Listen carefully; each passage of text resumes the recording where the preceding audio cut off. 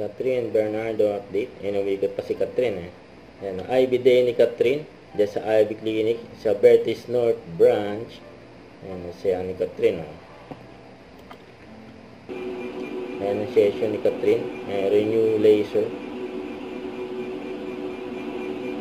For skin toning, and rejuvenation, and brightening. Short conversation nila Catherine at Dr. Ivy. I wanna experience it lang. Yeah, oo. Ay, yun mag-assess. Promise. I-cheer ko lang sila. Oo. So parang they feel so special. Ay, totoo lang pala. That's it. Ay, totoo lang. I'll make time next time. Okay. Thank you. Thank you. Okay. I'll I'll go now. Bye-bye. Ito abangan kay Catherine. Ayan, sa July 9. Ayan, K4 KFC. Tapos ito pa, Catherine for Lancang Idol House sa July 19.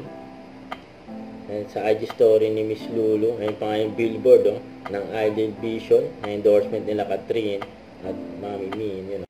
Huwag kalimutan mag-subscribe, click ang notification bell for more update. Ito po ang Mature Reaction Vlog. Bye guys, thank you for watching.